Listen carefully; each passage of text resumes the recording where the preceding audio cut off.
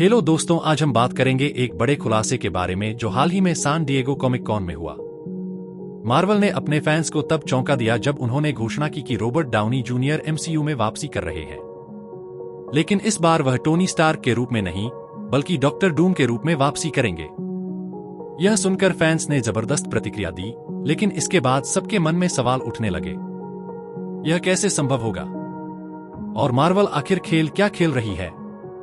दोस्तों, दो मुख्य संभावनाएं हैं, एक जो थोड़ा पेचीदा है और दूसरी जो शायद बेहतर हो सकती है। पहले बात करते हैं उस विकल्प की जो हमें कम पसंद आया।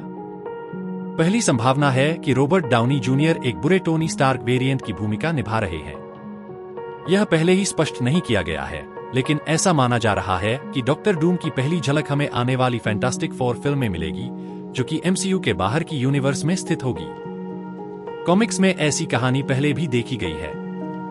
एक कॉमिक में Victor Von Doom Iron Man की भूमिका निभाते हैं, और एक अन्य कहानी में अर्थ 1109 के एंथनी स्टार्क और डूम अपने दिमाग की अदला-बदली करते हैं। रूसो ब्रदर्स ने स्पष्ट रूप से कहा है कि Downey Junior Victor Von Doom की भूमिका निभाएंगे, न कि स्टार्क की। लेकिन यह कहानी उतनी अच्छी नहीं लगती जितनी दूसरी संभावना।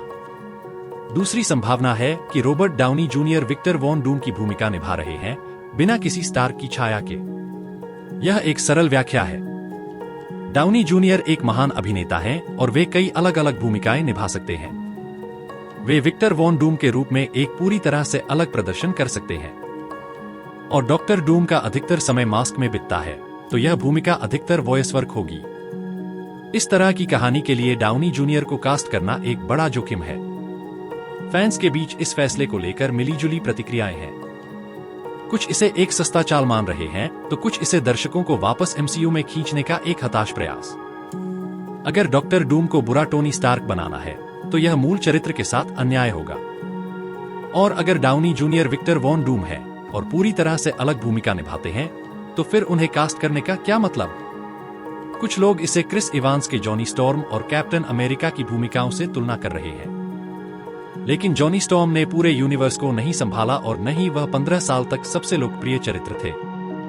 दोस्तों, हमें देखना होगा कि मार्वल इस कहानी को कैसे पेश करता है। यह एक बड़ा जोखिम है और यह देखना दिलचस्प होगा कि फैंस इसे कैसे स्वीकारते हैं।